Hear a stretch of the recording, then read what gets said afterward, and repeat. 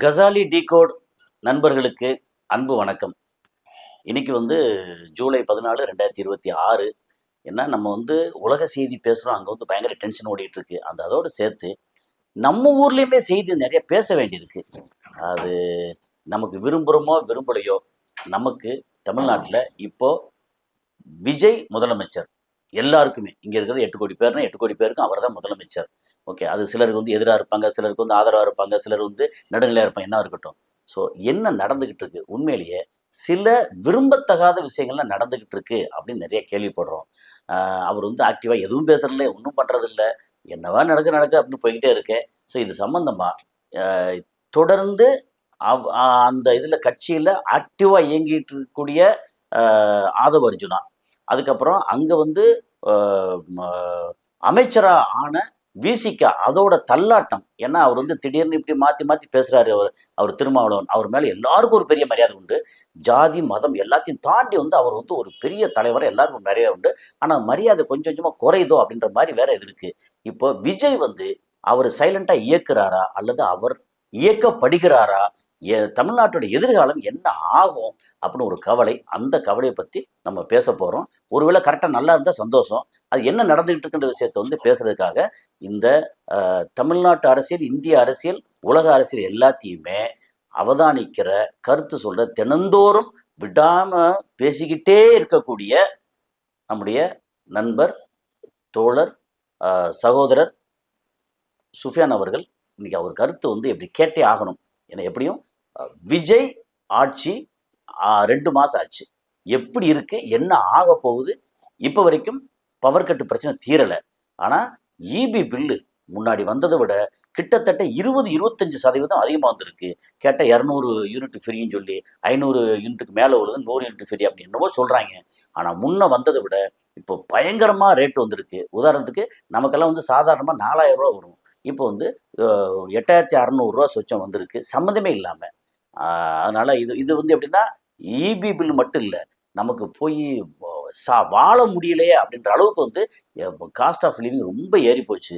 சரி, இதெல்லாம் இது அவர் மட்டுமா காரணம் அப்படி இல்லை. ஆனால் நிறைய விஷயங்கள் நமக்கு வேலை வாய்ப்பு பிரச்சனை, அதையும் சேர்த்து இதோட நம்ம இன்ட்ரோடக்ஷனில் சொல்லிடுறேன். 2 நாளைக்கு முன்னாடி இங்கே லோயலா காலேஜில் தமிழ்நாடு முழுக்க இருந்து என்னென்னா வேலை வாய்ப்பு முகாம்னு ஒன்று வச்சாங்க. ஒரு 300க்கும் மேற்பட்ட கம்பெனிகள் இங்கே சேர்ந்தது ஆயிரக்கணக்காக லட்சக்கணக்கான்னு தெரியாது. அவ்வளோ இளைஞர்கள், அவ்வளோ பேர் ஆஸ்பிரண்ட்ஸ், அது ஜாப் ஆஸ்பிரண்ட்ஸ் சேர்ந்தாங்க. இது எதை காமிக்குது? எதிர்காலம் நமக்கு சூனியமாகுதோ, பிரச்சனை இருக்கோ அப்படின்னு காமிக்குது. இதை இப்போ இந்த ஆட்சியை பற்றி நான் ரொம்ப நீண்ட நெடிய இன்ட்ரோடக்ஷன் கொடுத்துட்டேன். இனி ஓவர் டு அவர் தோழர் சகோதரர் சுஃபியான் அவர்கள். சார், இது நீங்கள் இல்லை, அதாவது நீங்கள் சொன்னது ஒரு விளக்கம் கொடுத்தாலும் இந்த கரண்ட் பில் பற்றி சொன்னீங்க இல்லையா? ஆமாம், எனக்கெல்லாம் ஷாக் ஆகிப்போச்சு. கரண்ட்னாலே ஷாக் அடிக்கும்ல. 15000 ரூபா வந்துக்கிட்டேன், 6000 7000 வரும். நீங்க சொன்னது 4500. எனக்கு 4500 வரும். ஒரு பேச்சுக்கு சொல்ல வரேன். இப்போ இந்த அரசாங்கம் மக்கள்கிட்ட நேற்று கொஞ்சம் கேட்டேன். இப்போ அவங்க சொன்னாங்க, இப்போ ஏன்டா விஜய்க்கு ஓட்டு போட்டோன்னு சிலவன் நினைக்கிறான்னு ஒருத்தர் சொல்றாங்க இன்னைக்கு காலையில். எங்க வச்சு? டி நகர்ல வச்சு. இவன் தான் மோசம்னு இவனை கொண்டு வந்தா இவன் அதோட மோசமா இருக்கானே. அது மட்டும் இல்லாம அவருடைய அவன் சொல்றது எப்படின்னா அன்பின் பகுதியில அவருடைய போக்கு அவன் சொல்லல. அவருடைய நான் பேசும்போது சொல்றேன்ல, அது அன்பின் விகுதியில சொல்றது. நம்முடைய முதலமைச்சர் பத்திலாம் அவருடைய போக்குகள் கொஞ்சம் கொஞ்சமா டிஎம்கே ரொம்ப ஆழ்ந்த மௌனத்துல இருக்காங்க. அது அவங்களுக்கு வெற்றி. டிஎம்கே வெற்றின்றீங்களா? டிஎம்கேக்கு கொஞ்சம் மௌனம் அதிகரிக்கணும், பதட்டப்படக்கூடாது. இப்படி எல்லாரும் திமுகவை தாக்குறான். நான் என்ன கேட்கிறேன், நீங்க சொன்ன நிலையில 200 யூனிட் மாதத்திற்கு ஃப்ரீ, அது 500க்கு கீழே சொல்லிட்டாங்க. முதல்ல பார்த்தா எல்லாத்துக்கும் 200 யூனிட் ஃப்ரீ. எதுவுமே நடக்கல, பன்மடங்கு ஏத்திட்டாங்க. அது எப்படி ஏத்தினாங்கன்னு சொல்லி சும்மா கணக்கு போட்டு நண்பர் ஒருத்தர் காமிச்சாரு. அது நம்ம விளக்கத்துக்காக சொல்லிடுவோம். என்னன்னா முன்னாடி எப்படின்னா ஒரு 100 யூனிட் ஃப்ரீ, அதுக்கப்புறம் 200 வரைக்கும் ஒரு அமௌண்ட்டு, 200 400 வரைக்கும் ஒரு 4 ரூபா சொச்சம், 400லேருந்து 500 வரைக்கும் ஒன்று, அதுக்கப்புறம் 500க்கு மேலே 6 ரூபா சொச்சம் அப்படின்னு வரும். இப்போ என்ன ஆகி போச்சுன்னா, இங்கேருந்து யூனிட் என்ன ஆகி போச்சு, 200 யூனிட் ஃப்ரீ அப்படின்னா இப்போ 500க்கு மேலே போச்சுன்னா 100 யூனிட் தான் ஃப்ரீ. அதுக்கப்புறம் இங்கேருந்து 400 வரைக்கும் ஒரு அமௌண்ட்டு, இதுக்கப்புறம் பார்த்தா கடைசி 1000 யூனிட் தாண்டி போச்சுன்னு வச்சு 10,000 வந்திருக்கு எல்லாத்துக்கும். அதான் 1000 யூனிட் தாண்டி போச்சுன்னா ஒரு யூனிட்டுக்கு 11,000 ரூபா. என்னன்னா ஆமா 11,000 அதாவது நார்மலா வீட்டு கரண்ட்டுக்கு நம்ம கமர்ஷியலை விட அதிகமா கட்டுறோம். பயங்கர கொடுமை. அதாவது விஜயாலையும் ஒண்ணும் பண்ண முடியாது, எவனாலையும் ஒண்ணும் பண்ண முடியாது. பண்ணணும்ல, வேற எதுக்கு பண்ண சொல்லிட்டு முடியாது. வந்தோம்ல. என்ன வாக்குறுதி என்ன வாக்குறுதி நிறைவேற்று இன்னும் வந்து 2 மாசம் ஆச்சுல. ஆமா, அது கூட விவசாயிகளுக்கு 50,000 ரூபாங்கிறது இப்ப 75,000 ஆகியிருக்காப்ல. அது ஏகப்பட்ட போராட்டம். அதுக்கு எத்தனை கடன் சொன்னாங்க? 50,000 75,000 சொன்னாப்ல விஜய். சொல்லும்போது நான் வந்து தமிழ்நாடு முழுக்க எங்க வேணாலும் நீங்க வந்து பஸ் இலவச பஸ்னாங்க. என்ன ஒரு பஸ்ஸா போயிருக்காங்க. விடல. இன்னைக்கு என்ன தெரியுமில்ல, பேரை மாத்திருக்காங்க. பேர் மகளிர் விடியல் பேருந்து, அத இப்ப மகளிர் விரைவு பேருந்துன்னு மாத்திருக்காங்க. எது மாத்திரமே தெரியல, பேரை மாத்திட்டாங்க. ஆனா என்ன தெரியுமா, சென்னைக்குள்ள அந்த விடியல் பேருந்து இருக்குல்ல, அது நம்பர்ஸை குறைச்சிட்டாங்களாம். எல்லாம் குறைச்சிருவாங்க, முடியாது. இப்ப என்ன ஆகும்னா, சொந்த காசுல சூனி வச்ச கதையா விஜய்க்கு பொறுத்தவரை இனி இறங்கு சாஸ்திரம் ஆகும். 58 மாசத்துக்குள்ளேவா, 2 மாசத்துக்குள்ளேவா? இப்ப இல்ல, இன்னும் வரும். அது 2 வருஷம் 3 வருஷம் 4 வருஷம் ஆகும். ஓகே. இப்பறைக்கு உள்ள அவர் வந்து அரசாங்கத்தை எப்படி நடத்துறாங்கிறது பல பிரச்சனைகள் போய்கிட்டு இருக்கு. டிஎம்கே காரங்களுக்கு ஆத்திரத்துல புத்தி மட்டும்தான் மாதிரி சொன்ன மாதிரி அவன் அவசரப்பட வேண்டிய தேவையில்லை. ஓகே. இப்ப என்னன்னா, தமிழ்நாட்டினுடைய நிதி நிலைமைகள் ஆதாரங்கள் இன்னும் மக்களுக்கு பெரும் சிக்கலை ஏற்படுத்தும். இப்ப நேத்து அவர் பேசியிருக்கும் போது, நீ தீய சக்தின்னு சொல்லிட்டு தான் ஆட்சிக்கு வந்தாச்சு, தீய சக்தி ஒளிஞ்சுது. ஆமா. இப்ப நீ மறுபடியும் போய் தீய சக்தின்னு பேசுற. கரூர்ல போய் என்னத்த பேசினார் நம்ம கரூர்? அதெல்லாம் தீய சக்தியை ஒழிச்சாச்சுப்பா, ஒழிச்சாச்சு. நான் என்ன கேட்க, ஊழல்காரனே என்ன சொன்னாரு உண்மையிலே? அவர்கிட்ட கேட்போம். நானும் ஊழல் செய்ய மாட்டேன், என் கூட இருப்பவர்களும் ஊழல் செய்ய விட மாட்டேன், இதற்கு முன்பு இருக்கக்கூடிய ஆட்சியாளர்களும் ஊழல் செய்ய ஒருபோதும் விட மாட்டேன், ஊழல் செய்தவர்களையும் விட மாட்டேன். யார ஊழல் செய்தால? யார? அதிமுக திமுக. கரூர் இந்த பக்கத்துல கரூர் எம்ஆர் விஜயபாஸ்கர் நிக்கிறான், அந்த பக்கம் சி விஜயபாஸ்கர். இவரை வச்சுக்கிட்டு இவன் பேசினா மனுஷன். சரி, அது இருக்கட்டும். இவர் நம்ம வந்து செங்கோட்டையன் இப்போ பல ஊழல்கள் 25,000 கோடி ரூபாய். ஆதவர்ஜுனா என்னத்த பேசுறது? இல்ல, நான் கூட கேட்கிறேன். ஆதவர்ஜுனா வந்து இல்ல, ஆதவர்ஜுனா போர்ட்போலியோல இல்லையே, இப்பதான் முதல்ல வந்திருக்காரு. செங்கோட்டையன் ஏற்கனவே இருந்திருக்காரு. கூட வச்சிருக்க ஆட்கள் யாரு? ஆதவர்ஜுனா இந்த மாதிரி லாட்ரி பிரச்சனையில லாட்டரியோ அந்த மாதிரி காசுல கொண்டு வந்தாரு. ஒரு கட்டத்துல ஊழல் என்ன நினைக்கிறீங்க? ஒரு கட்டத்துல அவரால கண்ட்ரோல் பண்ண முடியாத ஒரு சூழல் உருவாகும். இப்பவே அப்படித்தான் இருக்கு. அவர் எங்க கண்ட்ரோல் பண்றாரு? அவரால முடியாது. ஆமா, மாப்பிள்ள அவர்தான், சட்டம் என்னது சொல்ற மாதிரி இருக்கு இப்போ.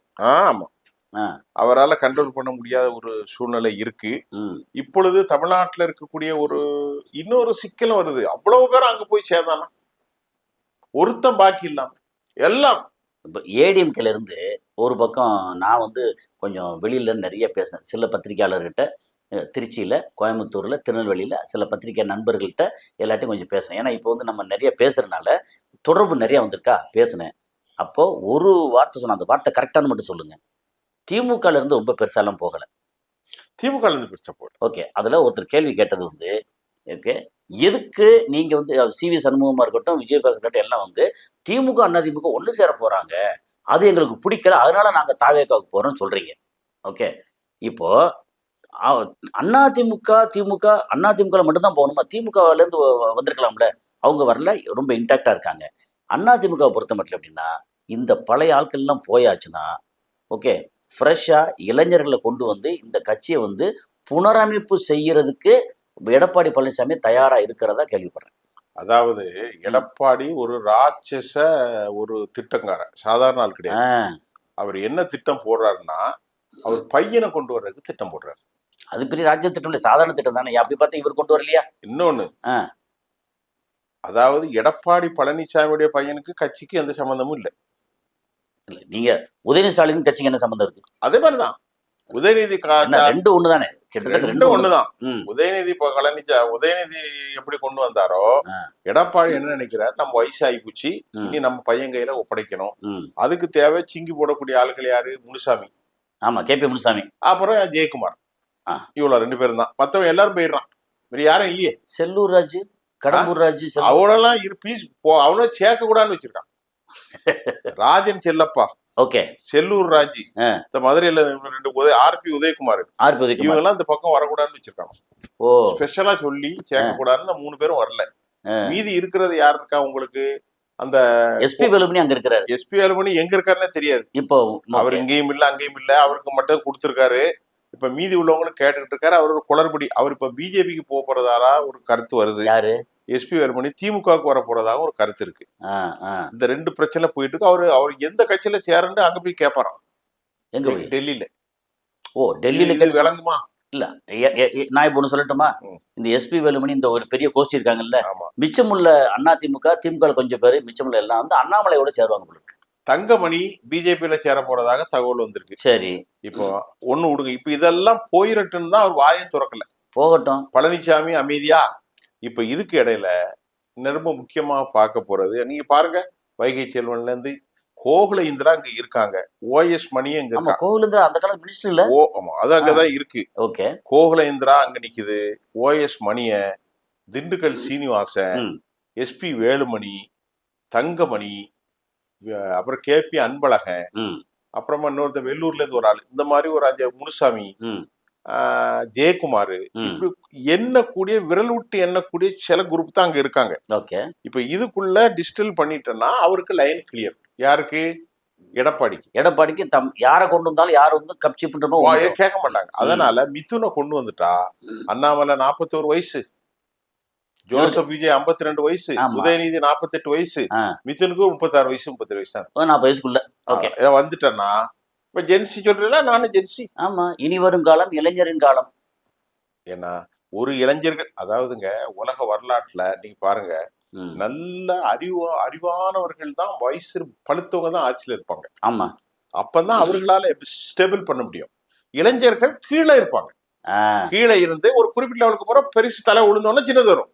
எடுத்தெடுப்புல வந்து இவருக்கு கிடைச்சதெல்லாம் எடுத்தெடுப்புல வந்து அது உலகத்தினுடைய அத்தியாயத்துல வரலாற்றுல அது என்னைக்கும் சாத்தியம் இல்லை. ஆமா, அதுக்கு ஒரே ஒரு வரலாறு, உலகத்தையே பிடிக்கணும்னு 33 வயசுல பயணிச்சு கடைசியா தோத்து போய் அலெக்சாண்டர் தற்கொலை பண்ணிட்டாதான் முக்கியம். அதுல 2 வரலாறு இருக்கு. ஆமா, ஆகவே அதை விட்டுருங்க. அதே மாதிரி ஹிட்லர், நெப்போலியன், வாட்டர் லூ அப்படிங்கிற ஒரு சரித்திரத்தை நம்ம படிச்சு பாக்குறோம். அதெல்லாம் விட்டுருங்க. சரி, இப்ப இந்த கேடல டிடிவி தினகரன் இப்போ வந்து நல்ல விசுவாசமா இருக்காரு. யாருக்கு? எடப்பாடி பழனிசாமிக்கு. என்ன சொல்றீங்க? ஆமா, அவர் என்ன சொல்றாரு? அதிமுகவும் திமுகவும் இணைவது காலத்தின் கட்டாயம். ஆமா, ஆர்எஸ்எஸ் இணைவதுனா கூட்டணி அதான். அதாவது காலத்தின் மாறி வரும் அரசியல் களச்சூழலில் இதெல்லாம் வந்து ஒரு பெரிய பிரச்சனை கிடையாது அப்படின்னா அவரு behalf of the representative of Palaniswami தரப்புல அவருடைய குரல்கள் வலிமையாக பதிகிறது. அவரு ரொம்ப நகைச்சுவையா நல்லா சிரிச்சுக்கிட்டு தானே பேசுவார். அவர் டிடிவி பேச்சு வந்து அவ்வளவு எந்த நிதானமா, ஒரு தடுமாற்றம் இல்லாம, அவர்கிட்ட தான் நம்ம அரசியல் எல்லாரும் படிக்கணும். அப்படிப்பட்ட ஒரு தலைவர் அவரே சொல்றாரு. இப்ப உங்களுக்கு இன்னொரு பிரச்சனை வரும். அதிமுகவும் திமுக நிறைய பேர் சொல்றாங்க, அதிமுகவும் திமுகவும் சேர்ந்தா அடிப்படையில ஓட்டு உழாதுன்னு சொல்றாங்க தொண்டர்கள். அதை பத்தி நமக்கு ஐடியா இல்ல. அதாவது தொண்டர்கள் கூட ஓட்டு போட்டுருவாங்க. அந்த இவிஎம் வந்துட்டுல மெஷின் ஓட்டு போடாது. அந்த இவிஎம் உடைய பிரச்சனை பெரும் பிரச்சனையா இருக்கு. ஓட்டு போடாது. உங்களுக்கு நான் இப்ப சொல்றேன், இந்த இப்ப கடைசி வந்துட்டோம் கிட்டத்தட்ட. சரி, இப்ப வந்து 7 தொகுதியில் இடைத்தேர்தல் சொல்றாங்களா? அதுல 5 தொகுதி வந்து இப்ப முடியாதுன்னு சொல்லியிருக்காங்களா? கோர்ட்டு தள்ளுபடி வந்து எலெக்ஷன் கிடையாது. ஆனா எலெக்ஷன் இல்லாமலே வைக்க முடியாது. குறிப்பிட்ட பீரியட்ல எலெக்ஷன் வச்சே ஆகணும். இப்போ அவங்க வந்து அப்போ எலெக்ஷன் வைக்க முடியாதுன்னு சொல்லியாச்சுன்னா, இவங்க ரிசைன் பண்ணாங்கல்ல, அந்த ரிசைனேஷன் வந்து சபாநாயகர் ஏத்துக்கிட்டாருல்ல, அப்போ அதை ஏத்துக்கிட்டு தப்பாயிருமா? இவ திரும்ப எம்எல்ஏவா அவங்க? ஆமா. அப்போ சபாநாயகருக்கு பவரா அல்லது கோர்ட்டுக்கு பவரா தெரியல. சரி, இப்போ மறுபடியும் இவங்க வந்து அப்படிங்கும்போது இப்போ வந்து மெஜாரிட்டி 114 இருந்தா போதும். இல்ல, 6 பேர் போயாச்சு அப்படின்னாலே 118க்கு எத்தனை 5 பேர் ரிசைன் பண்ணிருக்காங்களா? 5 பேர். 5 இல்ல 7 போயிட்டு. இல்ல, அவரு வந்து ரிசைன் பண்ணது 6. ரிசைன் 6 பேர். 6. அப்போ நமக்கு வந்து திருச்சி கிழக்கு 7.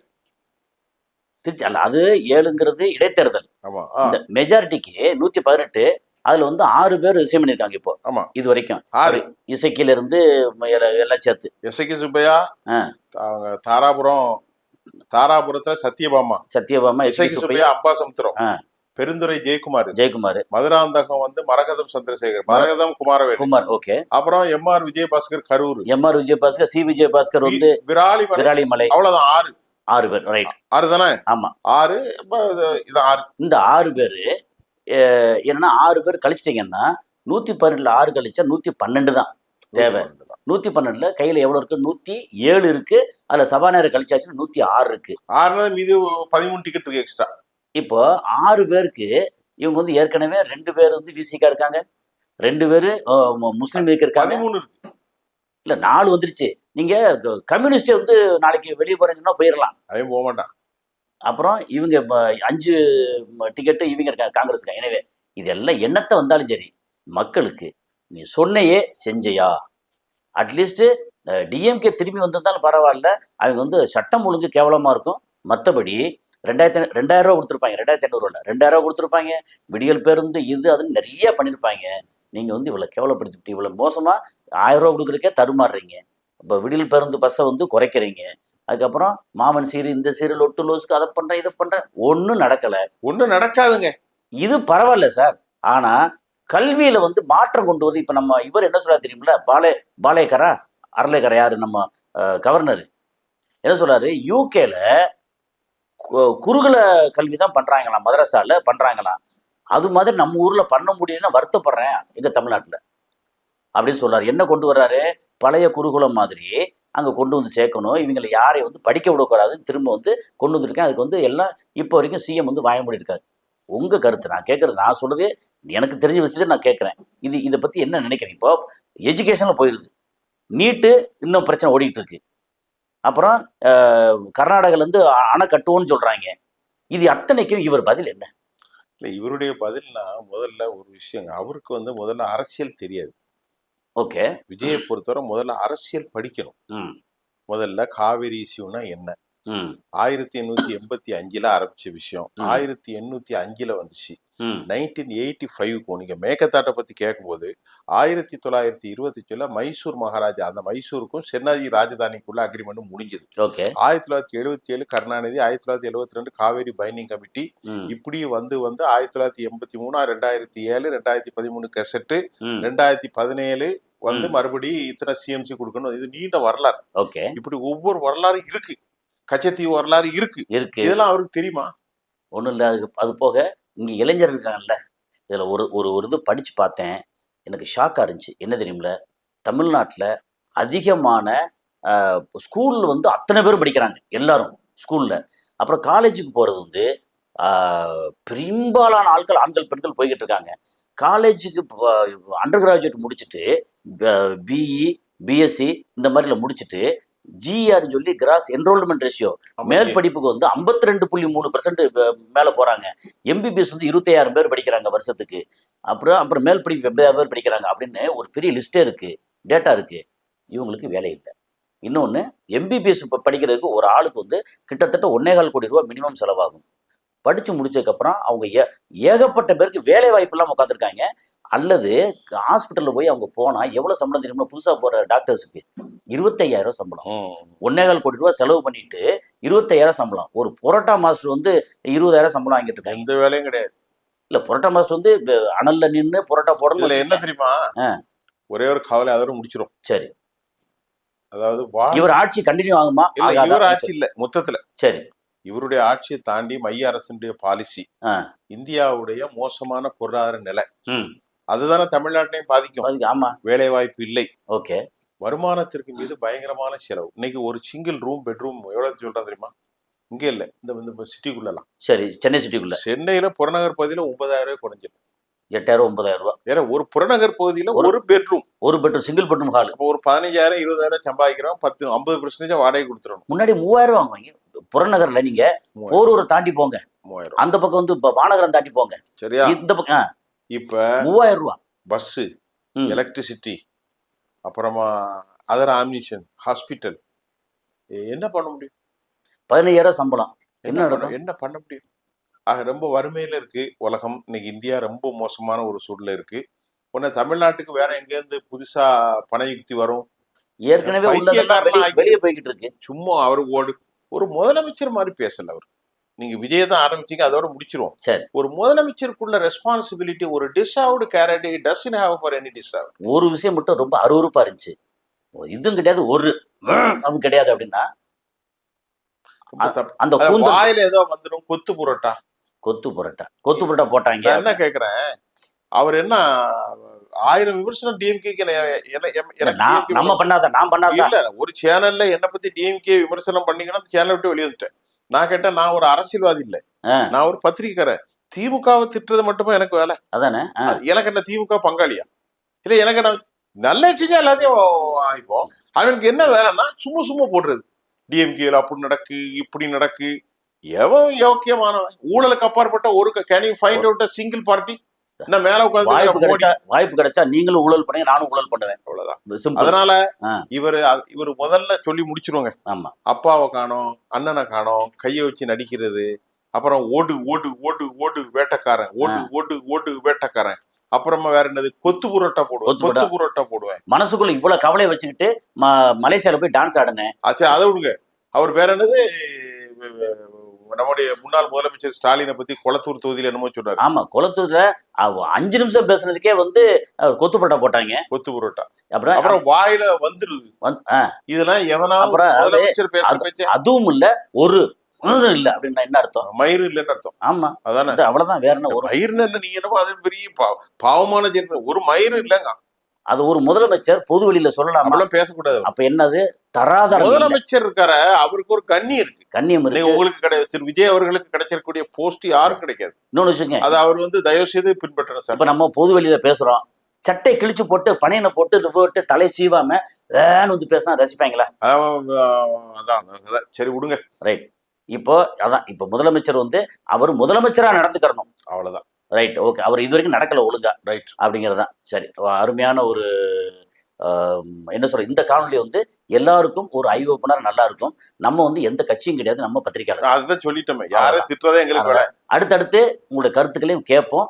அடுத்து ஒரு எக்ஸ்க்ளூசிவ் அண்ணாமலை பத்தியும் பேசுவோம் இங்க. அது நாளைக்கு பேசுவோம். ரைட், நன்றி.